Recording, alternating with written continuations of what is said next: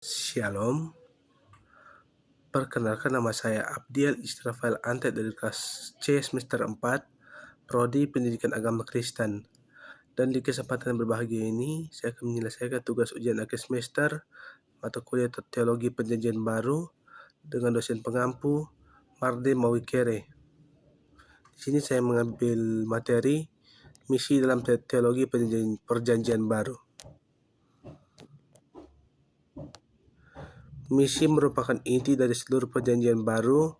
Kedatangan Yesus Kristus ke dunia bukan hanya untuk menyatakan kasih Allah, tetapi juga menggenapi rencana keselamatan bagi seluruh umat manusia. Setelah kebangkitan dan kematiannya, Yesus mempercayakan tugas tersebut kepada gereja melalui amanat agung. Karena itu, misi bukan sekedar salah satu program gereja, melainkan identitas gereja itu sendiri.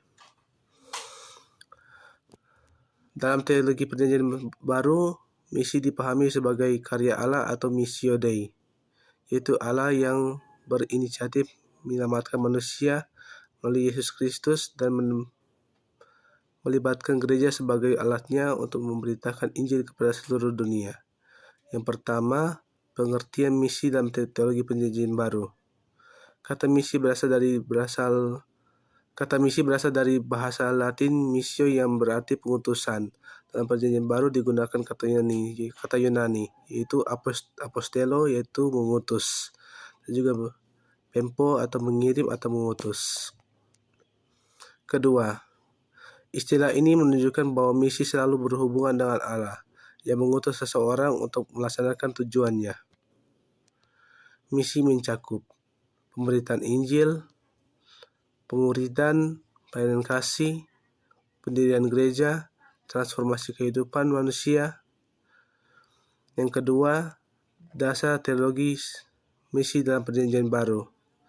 Allah adalah sumber misi atau missio Dei. Seluruh misi berasal dari Allah sendiri. Dalam Yohanes 3 ayat 15-17, Allah mengutus anaknya sebagai wujud kasih kepada dunia. Prinsip penting, Allah mengambil inisiatif. Keselamatan merupakan anugerah. Gereja hanya mengambil bagian dalam pekerjaan Allah. Yang kedua, Yesus Kristus sebagai pusat misi. Yesus adalah utusan Allah yang sempurna. Tujuan kedatangan Yesus dalam Lukas 19 ayat 10, Anak manusia datang untuk mencari dan menyelamatkan yang hilang. Dalam Markus 10 ayat 45, memberikan nyawanya menjadi tebusan bagi banyak orang. Misi Yesus meliputi mengajar, memberitakan Injil, menyembuhkan, membebaskan, mati di kayu salib dan bangkit, dan juga mengutus murid-murid. Amanat agung sebagai dasar pengutusan gereja. Dalam Matius 28 ayat 18-20, perintah Yesus terdiri dari 4 unsur utama, yaitu pergi. Injil tidak boleh hanya tinggal di dalam gereja. Jadikan semua bangsa murid. Tujuan misi bukan sekedar menghasilkan orang Kristen, tetapi menghasilkan murid Kristus yang dewasa. Yang ketiga, membaptis. Baptisan menjadi tanda masuknya seseorang ke dalam persekutuan umat Allah. Yang keempat, mengajar. Orang percaya dibimbing agar menaati seluruh ajaran Kristus. Amanat agung menunjukkan bahwa misi mencakup penginjilan sekaligus pembinaan iman. Peranan Roh Kudus dalam misi. Tanpa Roh Kudus, gereja tidak mampu menjalankan misinya. Dalam Kisah Para Rasul ayat 1-8, Roh Kudus memberikan kuasa, kedamaian, hikmat, tuntunan, karunia pelayanan. Contoh, Petrus berkhotbah pada hari Pentakosta. Filipus diutus kepada sida-sida Ethiopia. Paulus dipimpin oleh Roh Kudus dalam perjalanan misinya.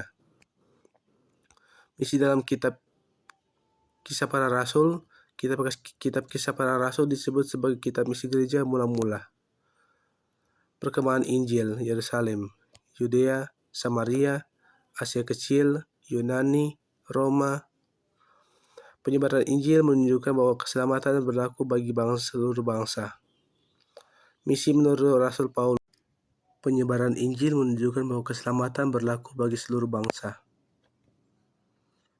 Misi menurut Rasul Paulus.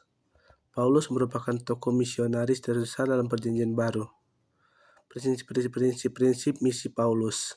Dalam 1 Korintus 9 ayat 22, bagi semua orang aku telah menjadi segala-galanya.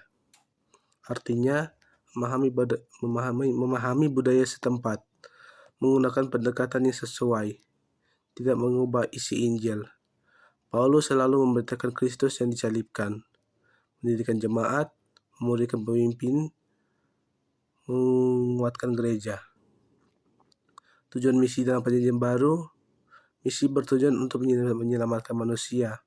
Dalam Roma 1 ayat 16, Injil adalah kekuatan Allah yang menyelamatkan, memuridkan, menghasilkan orang percaya yang bertumbuh, membangun gereja menjadi tubuh Kristus yang melayani dunia, memuliakan Allah.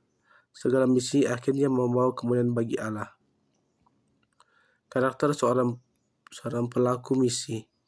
Seorang pelayan misi harus memiliki karakter taat kepada Allah, hidup kudus, mengasihi sesama, rendah hati, rela berkorban, tekun, berani menghadapi tantangan. Yesus adalah teladan utama dalam semua karakter tersebut. Tantangan misi pada masa kini. Beberapa tantangan yang dihadapi gereja.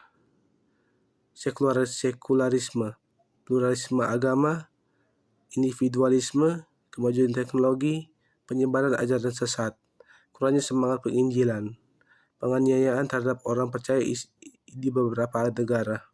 Karena itu gereja perlu memperlengkapi jemaat, menggunakan media digital, membangun pemuritan yang kuat, tetap setia pada Injil. Relevansi misi bagi orang percaya. Misi bukan hanya tugas pendeta atau misionaris. Setiap orang percaya dipanggil untuk menjadi saksi Kristus, memberitakan Injil melalui perkataan, menjadi teladan melalui kehidupan, melayani masyarakat, mengasihi sesama tanpa membedakan suku, bangsa, atau status sosial.